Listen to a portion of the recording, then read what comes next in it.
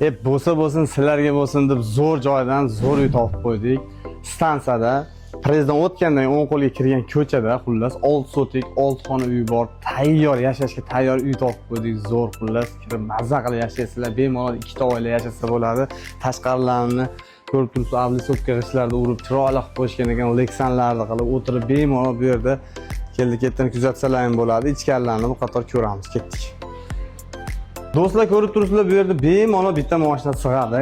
Burchatkalar qilib, yonlariga gibki kamerlardan qilib, akfalar qo'ygan. Kirganimizda chap qo'lda hop, o'pshi bu qatordagi uyda 3 xona mavjud. Mehmonxona, alohida yana bitta koridor, teraskasini hisoblamasa, yana 3 xona. Teraskalari bilan yana 4 xona, 5 xona bo'ladi.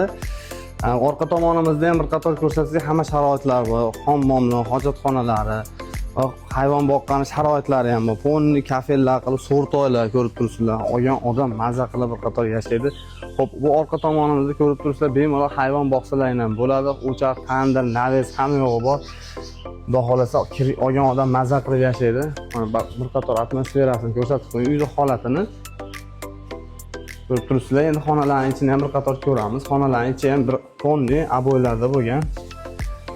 Hop, kirganimizda mana ko'rib turibsizlar, koridor. Teraska qilib qo'yishgan ekan.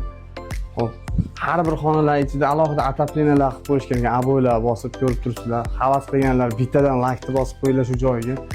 Mehmonxonamiz bu. Va bu tomonimizda spalni xonalar bor, ko'ramiz. Do'stlar, ko'rib turibsizlar, bu yerda ham uzungina teraska qilib qo'ygan ekan, aboylar bosib, bu tomonni so'rilar qilib qo'ygan ekan, to'shaklar solib mazza qilib o'tirasizlar.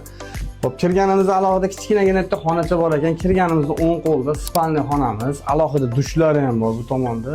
Va bu tomonda detskiy xona qilib foydalansangiz ham bo'ladi. Bemalol, xudo xolasa hamma uylar issiqligi, ataplinalarda bo'lgan, hammasi alohida. Endi nagi tomonda ham qator ko'ramiz. Do'stlar, ko'rib turibsizlar, kirganda bu yerda bitta alohida koridorcha qilib qo'ygan ekan. Bu ham mehmonxona ekan. Ko'rib turibsizlar, juda fayzli, xudo xolasa olgan odam mazza qilib yashaydi. Ikkita farzandi borlar, yo'qsa bitta kelini bor. Odam olsa ham bo'ladi. Yangi kelin olmoqchi bo'lgan aka-opalarimiz ham olsa bo'ladi. Hop, bu yerda mana oshxona qilib qo'yilgan ekan. Chiroyli qilib ugaroylar qo'yib, gazlari, xullas shahar o'rnatib qilib qo'yishgan ekan. Sharoit, hamma sharoit qilib qo'ygan ekan. Kuxunli mebellar hammasi qoladi. Bu tomonimizda ugaroylar turibdi, ko'rib turibsizlar. Ugaroylarda barchasi qoladi. Bu tomonimiz spalni xona, alohida sanuzellari ham bor. Olgan odam mazza qilib yashaydi, xullas. Sanuzelni ham bir qator ko'rib turibman.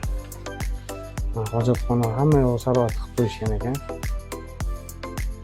Do'stlar, ko'rib turibsizlar, qo'ldan kelgancha obzorini qildik. Yoqqan bo'lsa bitta layk bosinglar, havas qilganlar nasib qilsin deylar olgan odamga ham. Ushbu uyning narxini 95 ming so'rayapti egalari. Kelishtirib beradi, telefon qilaverasizlar. Sog' bo'linglar, layklarni bosib uy olaman degan akalarimizga jo'natib beramiz.